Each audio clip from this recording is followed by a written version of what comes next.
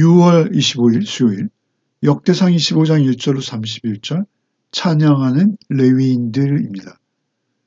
제사장의 명단과 레위지파 족장들의 명단이 언급되자마자 이제 이어서 찬송 맡은 자들의 조직을 기록하고 있습니다. 찬양대 역시 레위인들로 뽑아서 24반차로 나누어 조직합니다. 찬양은 예배의 가장 중요한 요소 중 하나입니다. 하나님께 목소리와 악기로 찬양했지만 이 역시 말씀을 선포하며 나누는 것과 동일하게 중요했으며 예배의 일부였던 것이죠. 단지 수금과 비파와 재금과 노래가 도구일 뿐입니다. 모든 것의 본질은 예언, 곧 선포되는 말씀과 같은 것이죠. 하나님의 뜻이 그 가운데 묻어 있는 것입니다. 전해지는 것입니다.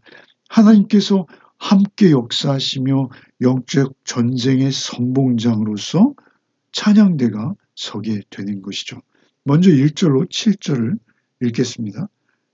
다윗의 군대 지휘관들과 더불어 아삽, 헤만, 여두둔의 자손 중에서 구별하여 섬기게 하되 수금과 비파와 재금을 잡아 신령한 노래를 하게 하였으니 그 직무대로 일하는 자의 수요는 이러하니라. 아삽의 아들들은 삭굴과 요셉과 느나냐와 아사렐라니 이 아삽의 아들들이 아삽의 지휘 아래 왕의 명령을 따라 신령한 노래를 하며 여두둔에게 이르러서는 그의 아들들 그달리아와 스리와 여사야와 시므이와 하샤바와 마띠디아 6사람이니 그의 아버지 여두둔의 지휘 아래 수금을 잡아 신령한 노래를 하며 여호와께 감사하며 찬양하며 헤만에게 이르러는 그의 아들들 붓기야와 마따냐와 우시엘과 스부엘과 여리못과 하나냐와 하나니와 엘리아다와 깃달디와 로맘디에셀과 요스부가사와 말로디와 호딜과 마하시옷이라.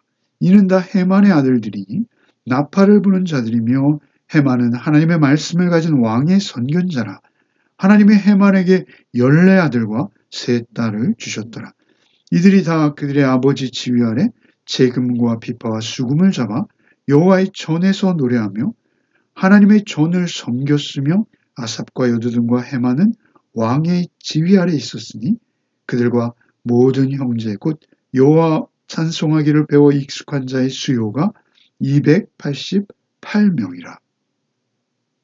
25장 전체는 4,000명의 레위인인 찬양대원을 제사장과 레위인의 반차에 맞춰서 24반차로 편성하는 내용입니다. 그런데 1절에 다윗은 군대 장관들과 더불어 이 일을 했다. 이렇게 기록되고 있죠. 어떤 주석은 여기서 군대 장관이 예배 담당자를 가리킨다라고 주장합니다. 그러나 이것은 옳지 않습니다. 이 히브리어는 다른 곳에서도 역시 군대 장관으로 번역되고 있다는 것이죠. 이 군대 장관들은 다윗의 통치를 돕고 있는 각 지파의 우두머리들입니다. 그 군대 장관은 이스라엘의 방백들인 것이죠. 다윗은 찬양대를 조직하는 데 있어서도 자기의 독단으로 하지 않고 자신들의 군대를 관할하는 그 신하들과 의논하고 있는 것이죠. 또 한 가지, 앞으로 이스라엘 역사 속에서 다윗의 후대를 이을 왕들 가운데는 여호사밧 같은 왕은 실제 전쟁에서 오히려 군대보다 앞장서서 찬양대를 내세웁니다. 그러므로 인해서 그가 아주 큰 승리를 거두는 그런 모습을 볼 수 있죠. 이 성경의 모든 전쟁이 영적 전쟁입니다. 이런 측면에서 볼 때 군대 장관들과 논하는 것, 그들의 영적인 상태를 어찌 훈련시키고 보존할 것인가, 또한 고양시킬 것인가, 이것을 군대 장관들과 논의하는 것, 절대 옳은 일입니다. 특별히 그들은 1절, 2절, 3절 각 절에 신령한 노래라는 단어로 이렇게 수식하죠. 반복적으로 이 신령한 노래라는 단어가 이제 이후로도 계속됩니다. 여기서 신령하다라는 이 원어는 나바라는 단어입니다. 나바라는 단어의 뜻은 예언하다, 대변하다 이런 것이죠. 또한 나바라는 단어가 동사로서의 본래 의미는 부글부글 넘치다, 끓어오르다, 뭐 이런 뜻이 있었다고 합니다. 선지자 또 시인, 악사가 영감을 받아서 감동된 상태로 말씀을 쏟아내는 모습을 나타내는 단어다. 이렇게 학자들은 보기도 합니다. 찬양대원들이 신령한 노래를 한다라는 것은 그들의 마음이 하나님의 크신 사랑에 감동되어서 그 시편의 많은 식구들을 쏟아냈던 것처럼 그 시편의 내용들을 가사로 그렇게 찬양을 쏟아내는 것이죠. 그 영적 전쟁에서 하나님의 사랑에 붙들려서 말씀을 앞세우는 것, 이것은 당연히 승리의 가장 중요한 원인 중 하나가 될 것입니다. 그렇게 말씀을 붙들고 그 말씀, 시편 말씀들과 같은 말씀들의 곡조를 붙여서 찬양하는 것, 이것은 참으로 은혜스럽고 영적 승리의 원인이 되는 것이죠. 참된 예배와 그 이스라엘의 영적 신학적 깊이가 어떤 즉흥적으로 형성된 것이 아니라는 것입니다. 다윗의 간절한 기대와 소망이 열매 맺는 것이죠. 그의 세심하게 배려되고 그 계획된 것들이 이제 이루어져 가는 것입니다. 이어지는 5절에 헤만은 하나님의 말씀을 가진 선견자, 이렇게 기록되고 있죠. 여기서 선견자라는 그 원어적 의미는 환상을 본 자입니다. 왕의 선견자라는 것은 그 하나님께서 주시는 환상을 보고 하나님과 왕 사이에서 하나님의 뜻을 왕에게 전달해 주는 자다라는 것이죠. 헤만만이 아닙니다. 역대하로 가면 아삽과 여두둔에 대해서도 선견자로 소개되고 있습니다.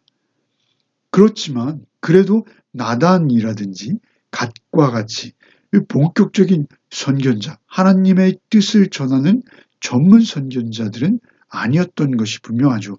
그럼에도 이들 역시 하나님의 영에 감동되어서 그 찬송시, 시편의 말씀들, 그것들을 통해서 왕이나 예배에 참여한 자들에게까지 하나님의 뜻을 전하고 있는 것입니다.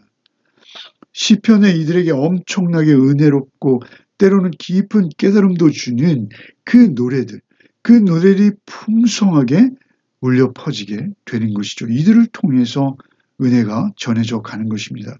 결국 하나님의 감동으로 기록된 하나님의 말씀에 곡을 붙여서 신령한 노래, 곧 하나님의 구원사역, 그리고 하나님의 영광, 하나님 나라의 통치들을 주제로 한 노래들이 선포되어지는 것이죠.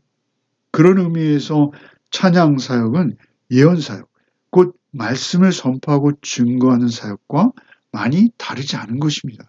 아니, 동일한 것이죠.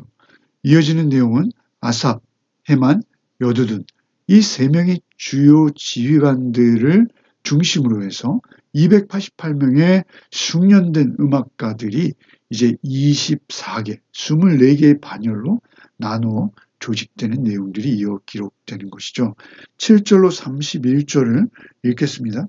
이 무리의 큰 자나 작은 자나 스승이나 제자를 막론하고 다 같이 제비 뽑아 직임을 얻었으니 첫째로 제비 뽑힌 자는 아삽의 아들 중 요셉이요, 둘째는 그달리아이니 그와 그의 형제들과 아들들 12명이요, 셋째는 사꾸리니 그의 아들들과 형제들과 12명이요, 넷째는 이스리니 그의 아들들과 형제들과 12명이요, 다섯째는 느다냐니 그의 아들들과 형제들과 12명이요, 여섯째는 북기야니 그의 아들들과 형제들과 12명이요, 일곱째는 여사렐라니 그의 아들들과 형제들과 12명이요, 여덟째는 여사야니 그의 아들들과 형제들과 12명이요, 22째는 갓달디니 그의 아들들과 형제들과 12명이요, 23째는 마시옷이니 그의 아들들과 형제들과 12명이요, 24째는 로맘디 에셀이니